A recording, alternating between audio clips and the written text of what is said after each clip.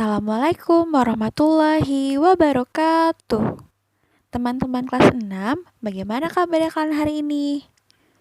Alhamdulillah, semoga kita semua selalu diberikan kesehatan oleh Allah Subhanahu wa Ta'ala.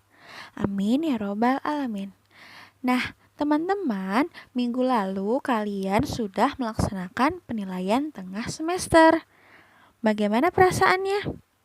Bisa mengerjakannya?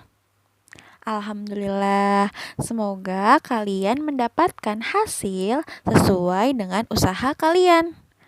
Nah, semoga kalian dapat mempertahankan prestasi belajarnya jika mendapatkan nilai yang baik. Namun, jika mendapatkan nilai yang kurang maksimal, kalian harus tetap semangat dan jangan lupa untuk terus belajar. Nah, hari ini adalah hari Senin tanggal 22 Maret tahun 2021. Kita akan kembali belajar bahasa Indonesia. Nah, materi hari ini adalah penggunaan tanda baca. Namun, sebelum kita mulai pembelajarannya, mari sama-sama kita berdoa terlebih dahulu agar Allah selalu memberikan kita kemudahan dalam menuntut ilmu. Angkat kedua tangan kalian dan tundukkan kepala. Kita berdoa bersama. Bismillahirrahmanirrahim. Raditu billahi rabbah wa bil islami dina wa bil muhammadin nabiyya wa rasulah. Rabbi zidni ilma warzuqni fahma. Amin ya Robbal 'Alamin. Nah, hari ini kita akan belajar mengenai penggunaan tanda baca. Nah, karena tanda baca ini sangat banyak, untuk pembelajaran hari ini, Miss akan menjelaskan tentang dua penggunaan tanda baca, yaitu tanda baca titik dan juga tanda baca koma. Nah, apa sih tanda baca itu? Ada yang tahu, teman-teman? Iya, tanda baca adalah simbol yang tidak berhubungan dengan suara, kata, dan frase pada suatu bahasa, melainkan berperan untuk menunjukkan struktur dan organisasi pada suatu tulisan dan juga intonasi serta jeda yang dapat diamati sewaktu pembacaan. Nah, tanda baca itu ada apa saja sih teman-teman? Ada yang tahu tidak? Tanda titik, Miss. Wah, iya tanda titik. Terus ada apa lagi? Tanda koma. Iya benar, ada tanda koma juga.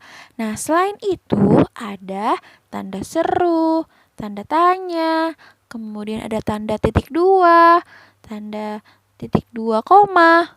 Nah, itu adalah macam-macam dari tanda baca. Namun, sekarang kita akan belajar mengenai tanda baca titik. Apa tanda baca titik itu? Nah, tanda titik berfungsi untuk menandai akhir kalimat berita atau untuk keperluan singkatan, gelar, dan angka-angka. Dan berikut ini Miss tampilkan pedoman penulisan tanda baca titik sesuai dengan EYD. Apa itu EYD? Ada yang masih ingat?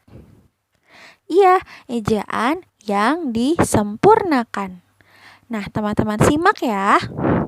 Nah, yang pertama, tanda titik dipakai pada akhir kalimat yang bukan pertanyaan atau seruan. Contohnya, saya suka bermain bola. Nah, itu adalah bukan kalimat pertanyaan atau juga seruan. Kemudian, yang kedua, tanda titik dipakai pada akhir singkatan nama orang. Contohnya, Alula P. Medina. Atau ada lagi nih contoh yang kedua, M. Reska Alvaris. Nah, itu adalah contoh penggunaan tanda titik yang dipakai pada singkatan nama orang. Namun, apabila nama itu ditulis lengkap, tanda titik tidak dipergunakan. Nah, contohnya kalau tadi disingkat Alula P. Medina, namun kalau namanya ditulis lengkap menjadi Alula Putri Medina. Nah, itu teman-teman untuk penggunaan tanda titik yang fungsi yang kedua. Selanjutnya, fungsi yang ketiga yaitu tanda titik dipakai pada akhir singkatan gelar, jabatan, pangkat, dan sapaan. Contohnya DR titik. Nah, singkatan dari doktor atau S titik PD. Artinya sarjana pendidikan. Kemudian ada penggunaan tanda titik pada Jen titik Pol. Nah, itu adalah singkatan dari Jenderal Polisi. Yang keempat, tanda titik dipakai pada singkatan kata atau ungkapan yang sudah sangat umum. Pada singkatan yang terdiri atas 3 huruf atau lebih, hanya dipakai satu tanda titik. Contohnya DLL titik. Nah, artinya dan lain-lain. Atau yang kedua ada DSB, diakhiri dengan tanda titik, yang artinya dan sebagainya. Kemudian ada juga TGL titik, yang berarti tanggal atau singkatan dari tanggal. Nah, fungsi yang selanjutnya, penggunaan tanda titik yang kelima, yaitu tanda titik dipakai untuk memisahkan angka, jam, menit, dan detik yang menunjukkan waktu atau jangka waktu. Contohnya pukul 20.20, yang artinya pukul 20 lewat 20 menit. Nah, yang keenam, fungsinya tanda titik dipakai untuk memisahkan bilangan ribuan atau kelipatannya. Contohnya, salah satu kecamatan di Provinsi Jawa Barat terdapat 13.365 orang. Nah, selanjutnya ada fungsi atau penggunaan tanda titik yang ketujuh. Tanda titik dipakai dalam daftar pustaka sebagai pembatas antara keterangan yang satu dengan yang lain. Nah, biasanya daftar pustaka ini bisa kalian lihat di buku kalian di halaman paling belakang. Biasanya ada daftar pustakanya. Nah, contohnya Galih, Purwaning, yang artinya penulis bukunya adalah namanya Purwaning Galih. Namun karena daftar pustaka maka penulisnya ditulis dengan kebalikannya namanya. Titik 2015 titik Bahasa Indonesia kelas 6 SD titik Bogor Yudhistira. Nah, artinya buku dari Purwaning Galih tahun 2015 yang judulnya Bahasa Indonesia kelas 6 SD. Kemudian ada kota terbitnya di Bogor dan penerbitnya Yudhistira. Nah, yang kedua ada tanda baca koma. Pasti kalian sering kan melihat tanda baca koma atau juga kalian sudah sering menggunakan tanda koma. Namun, apakah kalian tahu penggunaan yang sudah kalian lakukan selama ini benar atau tidak ya dalam menuliskan tanda koma? Nah, kita harus tahu terlebih dahulu nih fungsi dari tanda koma itu sendiri. Tanda koma berfungsi untuk memisahkan anak kalimat atau hal-hal yang disebutkan dalam kalimat. Nah, tanda koma ini dipakai untuk apa saja sih, Miss? Nah, kalian simak ya, karena ada beberapa nih penggunaan tanda koma, tanda baca koma. Fungsi tanda baca koma yang pertama, tanda baca koma dipakai di antara unsur-unsur dalam suatu pemerincian atau pembilangan.